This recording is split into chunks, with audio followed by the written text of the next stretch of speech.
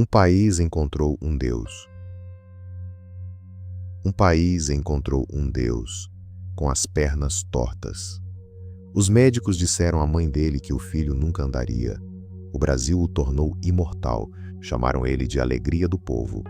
Crianças imitavam o jeito dele de andar, na rua. Homens adultos ficavam de pé 90 minutos, só na esperança de vê-lo tocar na bola uma vez. Porque quando Garrincha corria, o futebol deixava de ser um esporte, virava algo mais parecido com mágica. Mas essa não é uma história sobre mágica. Essa é uma história sobre o que acontece depois que a mágica acaba, sobre um homem internado 8 vezes em um único ano, sobre uma fortuna que apodreceu dentro da própria casa, porque ninguém nunca tinha ensinado a ele o que fazer com dinheiro, sobre um país que o amou mais alto do que quase qualquer outra pessoa em toda a sua história, e ainda assim deixou ele desaparecer debaixo do próprio nariz. O Brasil deu a Garrincha o amor mais alto que um ser humano pode receber. Ainda assim, não foi suficiente para salvá-lo. Essa é a história real de Garrincha. Não os gols, o desaparecimento. Antes da lenda havia só um garoto, Manuel Francisco dos Santos, nascido em 28 de outubro de 1933, em Pau Grande, uma pequena vila operária construída ao redor de uma fábrica de tecidos, a 1 hora do rio. A coluna dele era curva, uma perna virada para dentro, a outra virada para fora, 6 centímetros mais curta que a gêmea. Os médicos da região examinaram o menino e disseram à mãe dele a verdade que viam. O filho nunca andaria direito. Futebol nem era uma pergunta que valia a pena fazer.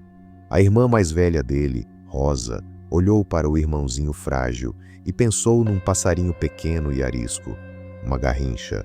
O nome pegou porque combinava com um garoto que todo mundo achava que passaria a vida na beira de tudo. Não houve treino, não houve disciplina, não houve plano nenhum, só um garoto chutando bola pelas ruas de terra de uma vila operária, a mesma vila onde ele começaria a trabalhar na fábrica de tecidos, com apenas 14 anos. E em casa, um pai já travando a própria guerra contra a cachaça, copo por copo. Ninguém estava construindo um gênio do futebol. O futebol simplesmente o encontrou. Em 1953, com 19 anos, ele apareceu para um teste no Botafogo, um dos maiores clubes do Rio. Na primeira sessão de treino, driblou a bola direto entre as pernas de Nilton Santos. Não era um zagueiro qualquer. Era titular da seleção brasileira. Santos não ficou irritado. Pegou o telefone. Disse à diretoria do Botafogo para contratar o garoto imediatamente, antes que alguém mais percebesse o que ele tinha acabado de ver.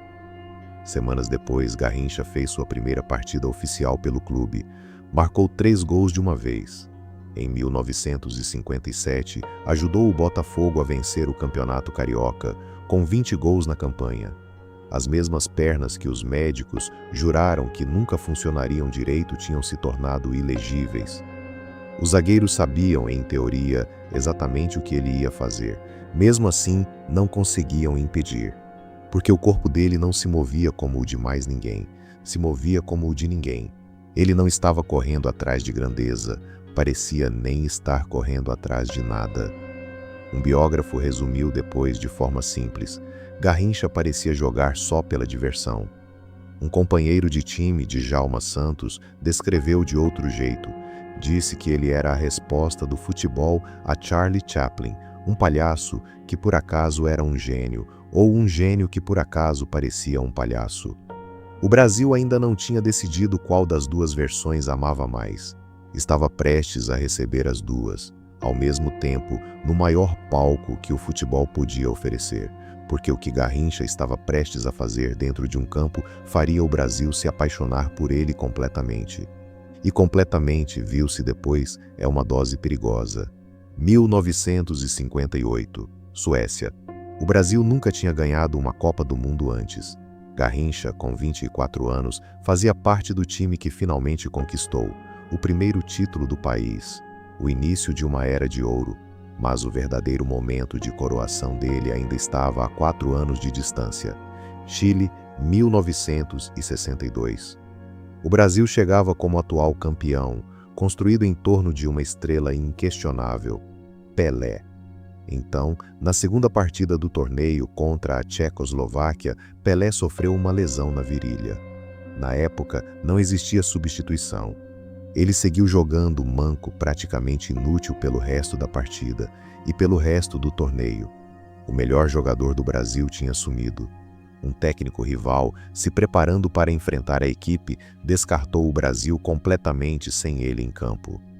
Ele estava errado, porque enquanto Pelé se recuperava no banco, outra pessoa entrou direto no centro do palco que ele tinha deixado vago. Garrincha. Ele deu o passe para o gol da vitória contra a Espanha. Depois, nas quartas de final contra a Inglaterra, marcou 2 gols. Depois, na semifinal contra o anfitrião Chile, marcou outros 2, 4 gols. 2 atuações praticamente sozinho, uma atrás da outra, com a esperança de um país inteiro apoiada num homem que nem os zagueiros conseguiam prever.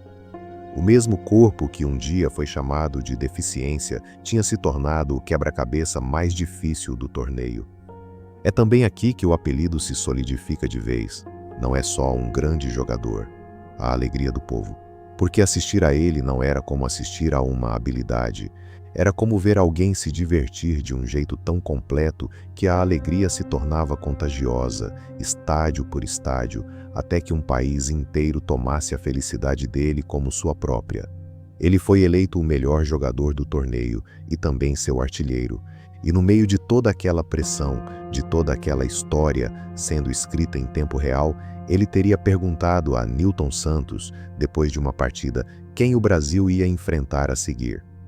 Ele não estava acompanhando o torneio, não estava pensando no campeonato, estava pensando só no jogo que tinha na frente dele e só naquele jogo.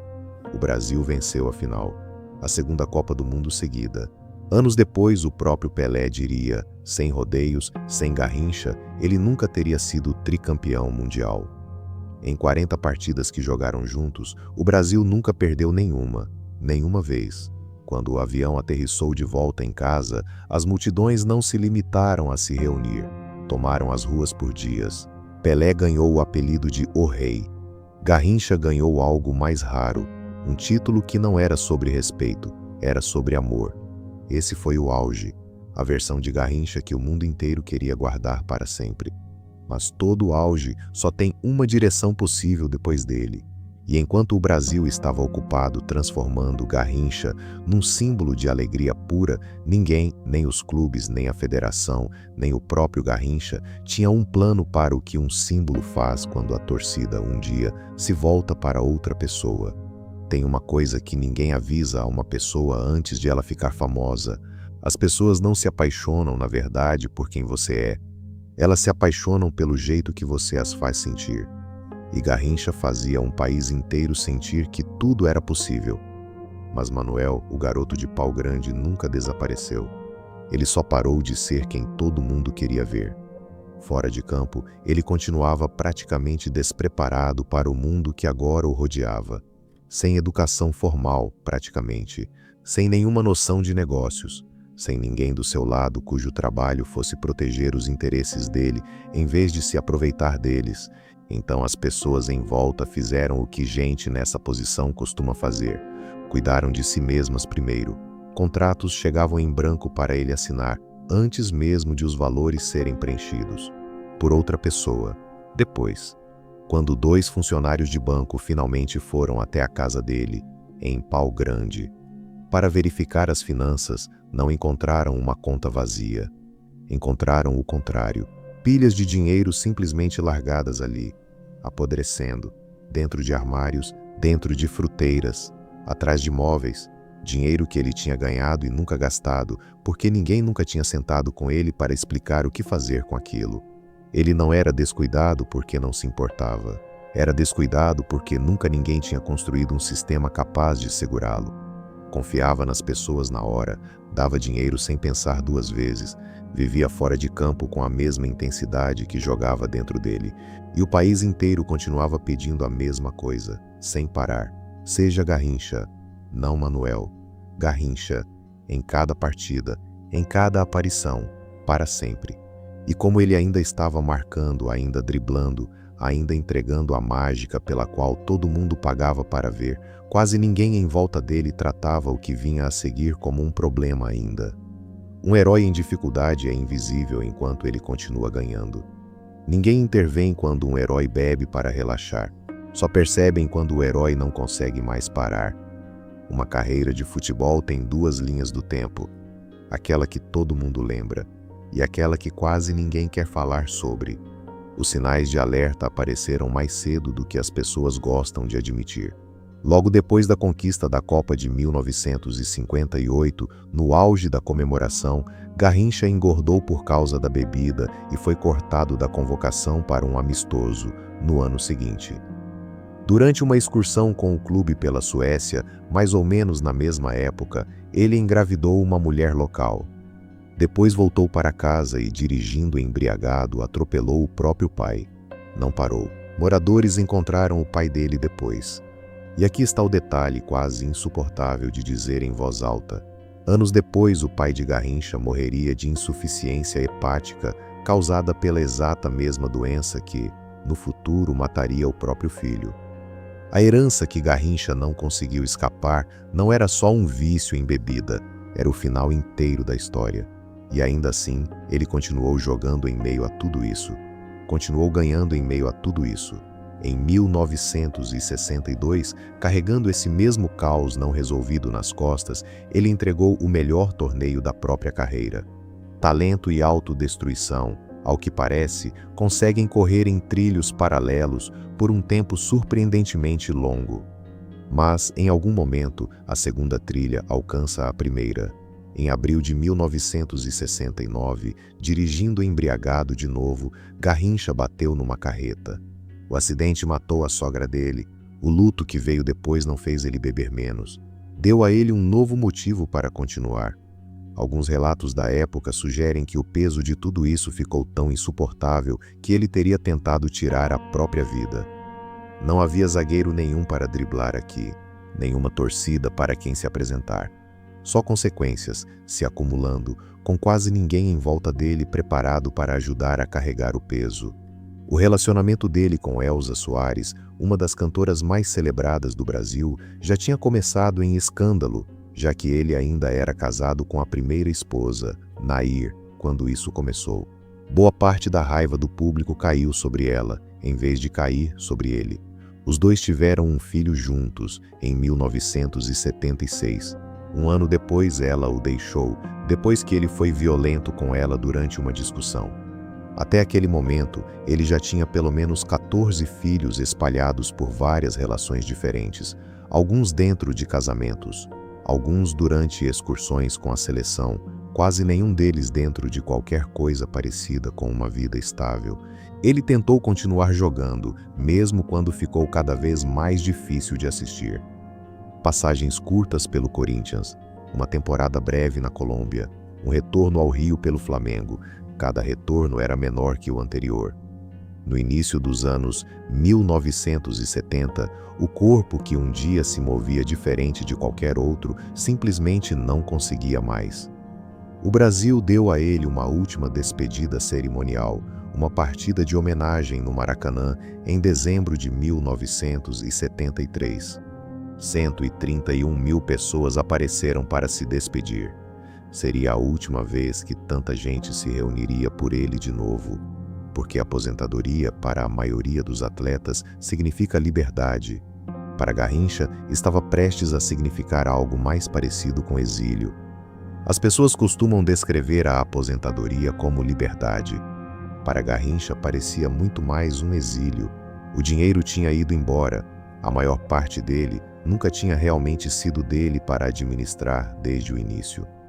As multidões já tinham seguido para outros nomes, outros dribles, outros melhores momentos. E o homem que um dia enchia estádios só de pisar na grama agora tinha dificuldade de manter qualquer tipo de trabalho. Em certo momento, o Sindicato dos Produtores de Café do Brasil tentou dar a ele uma forma fácil de voltar à vida pública. Contrataram ele como embaixador da marca. O trabalho dificilmente merecia o nome de trabalho. Aparecer, sorrir, representar a marca em alguns eventos do setor. Ele não conseguiu nem isso, Ele se tornou o que um relato descreve simplesmente como um eterno ausente, um homem que um dia valeu a atenção de uma nação inteira, agora incapaz de aparecer em compromissos que não exigiam dele nada além da própria presença. Em 1980, com apenas 46 anos, o estrago físico já era visível para qualquer pessoa que o via. O corpo, que um dia se movia diferente de qualquer outro corpo no futebol, tinha sido desgastado pela mesma coisa que um dia o fizera ser celebrado por sobreviver a ela. Ele se casou de novo no início dos anos 1980, o terceiro casamento, uma última tentativa de algum tipo de estabilidade. Mas 1982 contou sua própria história. Só naquele ano ele foi internado 8 vezes diferentes. Álcool, dano no fígado, um corpo que simplesmente tinha ficado sem estrada. Imagine carregar o seu maior momento pelo resto da vida, sabendo com total certeza que nada depois daquilo vai parecer tão grande de novo. Aquilo já não era fama para Garrincha, era uma sentença. Ele acabou morrendo num pequeno conjunto habitacional construído para operários de fábricas de tecido, surpreendentemente parecido com a Vila Operária de Pau Grande, onde toda a história dele tinha começado. O garoto de quem ninguém esperava nada tinha, de alguma forma, décadas depois, terminado quase exatamente onde começou. Só que dessa vez, o país não estava olhando. Até que de repente voltou a olhar. 20 de janeiro de 1983. Depois de um dia de muita bebida, Garrincha desmaiou em casa. A esposa dele pediu ajuda. Ele nunca mais despertou. Horas depois, ele se foi. Oficialmente, cirrose hepática, a última parada de uma estrada que tinha começado décadas antes, com a bebida do próprio pai e um filho que nunca aprendeu outro jeito de lidar com a dor. Tinha 49 anos. Mas aqui está a parte que dói mais. O Brasil não perdeu Garrincha naquele dia. Já vinha perdendo ele em silêncio, fazia anos. As últimas temporadas dele passaram quase sem ninguém ver. As dificuldades dele se desenrolaram, em boa parte, na vida privada, longe das câmeras, longe das manchetes, longe do tipo de atenção que poderia de fato ter ajudado. Então, quando a notícia da morte dele finalmente estourou, o luto que veio não era exatamente sobre perdê-lo. Era sobre perceber de repente o quanto o país já tinha deixado ele ir embora. O corpo dele ficou em velório no Maracanã, o mesmo estádio onde décadas antes multidões tinham ficado de pé, 90 minutos, só na esperança de vê-lo tocar na bola. Dessa vez a multidão passou em silêncio. Depois veio o cortejo. Do Maracanã, atravessando o estado, até Pau Grande, a pequena vila operária onde tudo tinha começado. Milhões acompanharam o trajeto. Até a morte dele revelou o quanto a vida dele tinha sido dividida entre duas identidades. A família discutiu sobre qual bandeira deveria cobrir o caixão. A do Brasil, o país para o qual ele tinha dado 2 Copas do Mundo. Ou a do Botafogo, o clube onde um zagueiro um dia pegou o telefone depois de uma única sessão de treino e mudou tudo. No fim, ele foi enterrado sob as duas. Em algum ponto do trajeto, alguém pintou 6 palavras numa parede. Obrigado, Garrincha, por você ter vivido. Seu epitáfio diz, simplesmente, aqui repousa em paz aquele que foi a alegria do povo. O escritor Eduardo Galeano disse melhor do que qualquer outra pessoa. Em toda a história do futebol, ele escreveu, ninguém fez tanta gente feliz. Ninguém discorda disso. Mas felicidade, ao que parece, nunca foi a mesma coisa que estar bem. Hoje, os grandes atletas têm psicólogos, consultores financeiros, equipes de comunicação, estruturas inteiras construídas especificamente para os pegar no colo quando a fama pesa mais do que qualquer pessoa deveria carregar sozinha. Nada disso existia para Garrincha. Esperavam simplesmente que ele continuasse sendo mágica, sob demanda, enquanto o corpo permitisse, e depois desaparecesse em silêncio quando ele não permitisse mais. Mas a pergunta que ele deixou continua aí. Quem é você quando os aplausos finalmente acabam? Talvez grandeza nunca tenha sido, de fato, sobre sobreviver aos holofotes. Talvez seja sobre sobreviver a tudo o que vem depois deles. Então talvez o jeito certo de lembrar de Garrincha não seja como um mito, não como o gênio sorridente com as pernas impossíveis, mas como um homem que deu a um país inteiro mais alegria do que quase qualquer outra pessoa em toda a sua história, enquanto em silêncio e praticamente sozinho ia se perdendo. Lendas não desaparecem, pessoas desaparecem. Se essa história te tocou, provavelmente existe outra pessoa na sua vida que precisa ouvi-la também. Compartilhe com ela e se inscreva no canal, porque por trás de toda lenda existe uma verdade que ninguém te contou. A próxima já está esperando.